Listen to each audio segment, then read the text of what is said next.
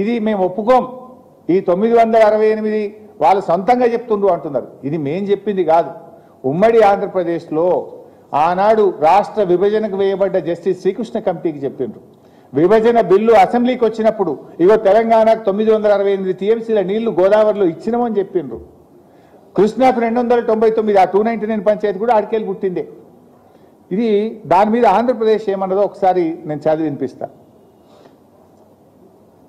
It is also submitted that Central Water Commission, Ministry of Jal Shakti cannot appraise or approve any new or revised project proposed by Telangana State in Godavari Basin based on illegitimate, self-proclaimed, enmarked share of 968 TMC of Godavari water till allocation of share of Godavari water between states of AP and Telangana is finalized through mutually accepted interstate agreement or adjudication by tribunal.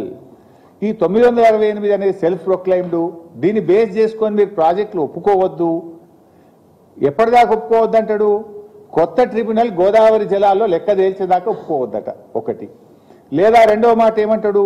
రెండు రాష్ట్రాలు మ్యూచువల్గా ఒప్పుకుంటే తప్ప కొత్త ప్రాజెక్టులను మీరు అంగీకరించొద్దు అని చెప్పి ఇంకా చాలా రాశారు. దాంట్లో చాలా పాయింట్స్ ఉన్నాయి అన్నారు.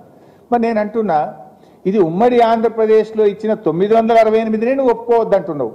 నీ గోదావరి బంకచెల్లకి ఎవడిచ్చింది? మరి ఏ ట్రిబ్యునల్ ఇచ్చింది? ఏ తెలంగాణ ఒప్పుకున్నది? నువ్వెట్లా కట్టవు బిడ్డ? ఇది మాకు ఉమ్మడి ఆంధ్రప్రదేశ్లో కేటాయించబడినటువంటి అప్పటికే నిర్ణయించబడినటువంటి ప్రాజెక్టులనే నువ్వు వ్యతిరేకిస్తున్నావు. మరి నీ బంకచెర్లకు ఏ ట్రిబ్యునల్ చెప్పింది నీళ్లున్నాయని? నీ బంకచెర్లకు ఏ రాష్ట్రం తెలంగాణ ఒప్పుకున్నది? నువ్వు ఏ రకంగా బుల్డోజ్ చేసి కడతావు అని నేను అడుగుతా ఉన్నావు. సూత్రం నాకే వర్తిస్తుందా? నీకు వర్తించదా? మా ప్రాజెక్టులు అడ్డుకోవడానికి మాత్రం లెటర్ల మీద లెటర్ రాస్తావు, న్యాయ సూత్రాలన్నీ వల్లిస్తావు.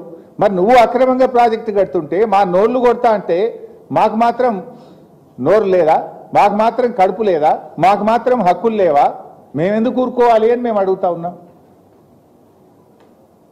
ఇవాళ సూటిగా లోకేష్ గారికి ఆంధ్రప్రదేశ్ ప్రభుత్వానికి నేను చెప్పదలుచుకున్నా. ఫస్ట్ ఆఫ్ ఆల్, సముద్రంలో నీళ్లు కలుస్తున్నాయి, నీళ్లు బాగున్నాయి అంటున్నావు కదా.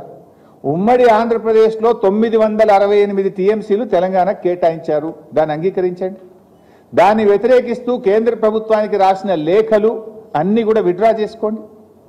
గోదావరి నది మీద తెలంగాణ కట్టిన ప్రాజెక్టులను వ్యతిరేకిస్తూ మా సీతమ్మ సాగరో, సమ్మక్క సాగరో, మా కాళేశ్వరమో, మా తుమ్మిళ్లనో అనేక ప్రాజెక్టులను వ్యతిరేకిస్తూ ఉత్తరాలు రాశారు. ఆ ఉత్తరాలన్నీ ఫస్ట్ విత్డ్రా చేసుకోండి. Point number 1. Point number 2,